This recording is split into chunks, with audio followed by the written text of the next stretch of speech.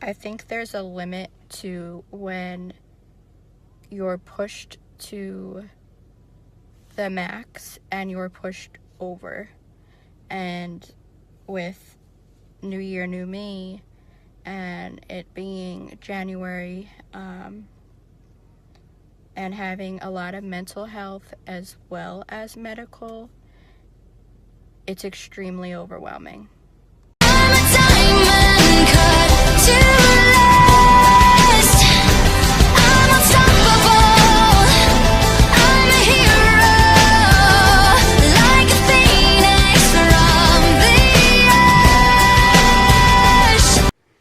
Hey guys, it is Friday, or Friday, however you want to say it. I was going to make a video over the weekend on EDS or Ehlers-Danlos, but if you saw in my previous clip, I'm having a lot of struggles right now with mental health and coping with medical, and there's this new quote out that happens every year around the very end of December and then into January, and it's, I don't think it's a quote, it's more of a hashtag. It's New Year, New Me.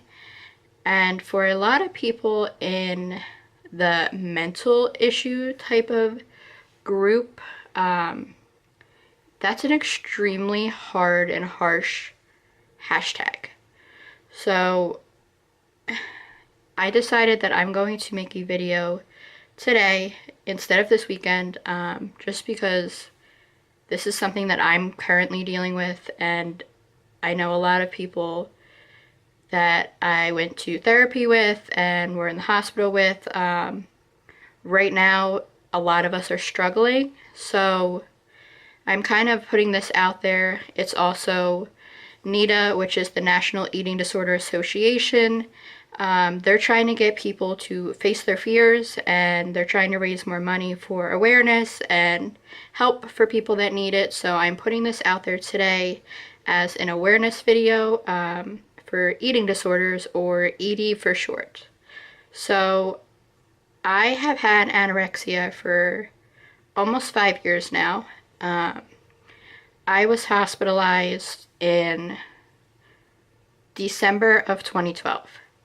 So it didn't hit me until last night when I realized that I don't normally see a lot of this New Year, New Me, dieting, new body, New Year's resolutions relating to weight, calories, goals, with that kind of stuff, because the last 4 years, I have been in a hospital or a residential facility for an eating disorder. And I've been so far into my eating disorder that I didn't even notice what was going on. So this year being home, I know a lot of people that are on my social media and even closer to me that are going on diets and exercising and all of that stuff, and it sounds kind of harsh and greedy to be like, please don't tell me about that stuff, but for someone that is struggling with this kind of stuff, you kind of want to stay away from that. It's fine, and I'm happy that you're working on yourself, and this kind of goes for anyone dealing with eating disorders, as I'm sure they feel the same way. It's not to not be supportive of your new thoughts or resolutions. It's just because we're trying to protect ourselves. So I'm just going to put some of the stuff out there. It is on my computer because I was going to forget, that a lot of people have either said to me in the past 5 years or just have not understood what to do. So for anyone out there that knows someone with an eating disorder, or you're just wanting to learn more, this is an awareness video. So the first thing that is a really big thing, and I'm told this all of the time, and it's because people don't understand, is that eating disorders are not a choice. It is not something that we want to do. It's a way for us to cope with whatever is going on.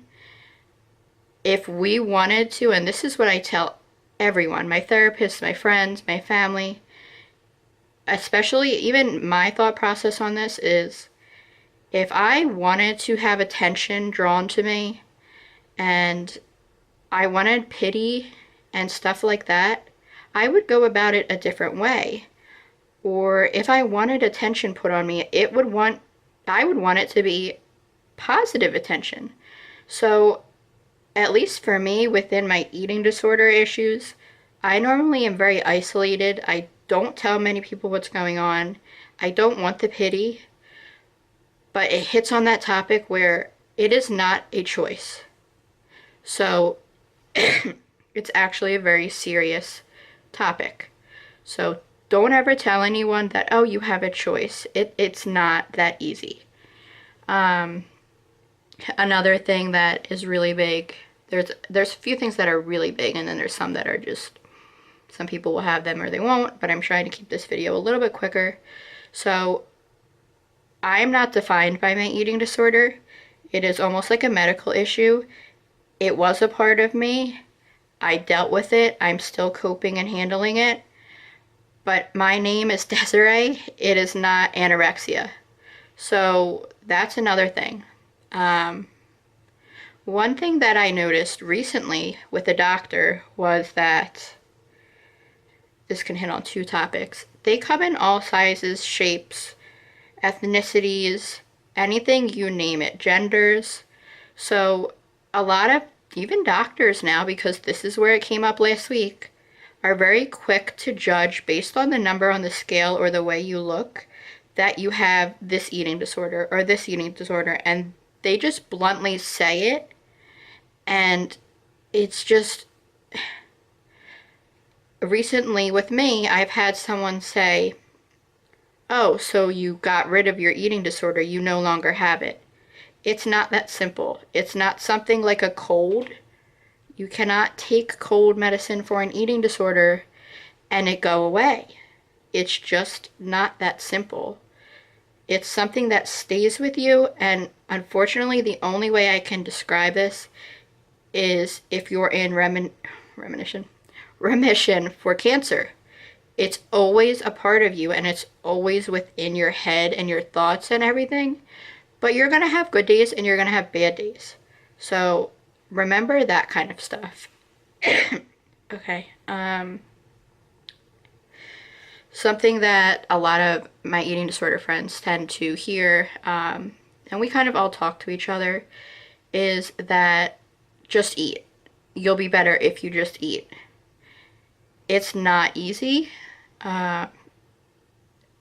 If you can imagine having someone yelling at you and then put another person on the other side yelling at you and they're saying totally opposite things, and then in addition you have your thought process, it's kind of hard. It's almost like an overstimulating type of thing. You can go on YouTube and type in that kind of stuff and put it on and just close your eyes and listen to it, and it doesn't have to be like eating disorder related, and then picture things or people, however you want to think of it, saying things like you're fat, you're ugly, you're worthless. And then on the other hand, it's like, oh, you can eat this, but you need to work out for 4 hours after. These things really are hard for people to understand.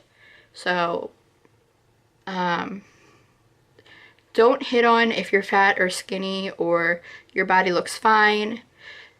A lot of people in my social circle right now tell me that I'm fine, and I compare myself to them, and then they are on diets, and it's all over social media, and it makes me feel like I need to be on a diet.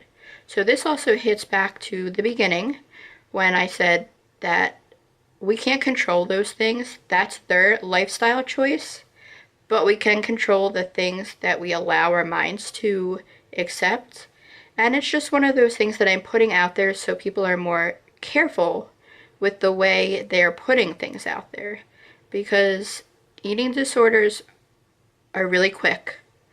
They come on really quick, and once you're in it, it's really hard to get out of. So, disclaimer to everyone that's kind of doing that stuff right now, just be careful what you say. I'll do a few more. Another thing that, especially for me, a lot of people do know, I will get defensive. If you tell me I'm not allowed to do something or I'm not allowed to go on a diet, it's gonna make me want to do it that much more. It's a part of me. If you're pretty stubborn, it may hit you there. It's really not you, it's me. So that's just another important fact. Something regarding families. You can't fix us. We're not fixable. We aren't broken. You telling us we're beautiful is not going to help us. It's something that we have to learn to overcome on our own. So I really don't have any advice for that one because I'm still working on that as well. But I'll do one more. A lot of these are really actually important, but I'm just trying to hit on the ones that I thought were the best to go with right now.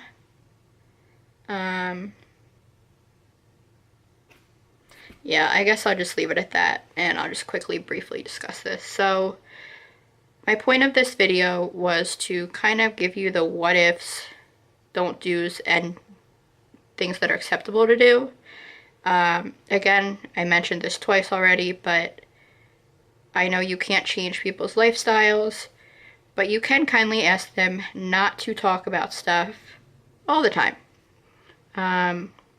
I talked about this with my therapist last night. Me blocking those people from social media is not healthy because it's unrealistic. We're always going to run into these things.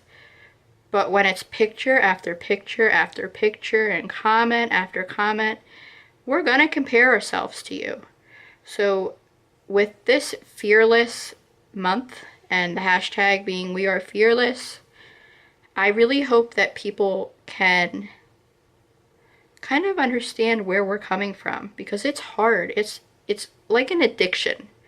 And although I don't want to compare it to having an alcoholic or having someone that is addicted to alcohol, it's harder than that because an alcoholic has the capability to go and detox.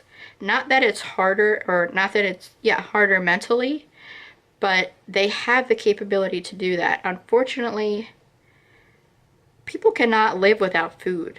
So you can live without alcohol, you can live without drugs, you can live without certain things. Food, you need.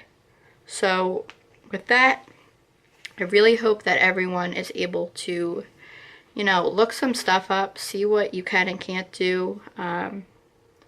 Maybe let the loved ones that you have in your circle know if you're struggling, and just don't let things bother you.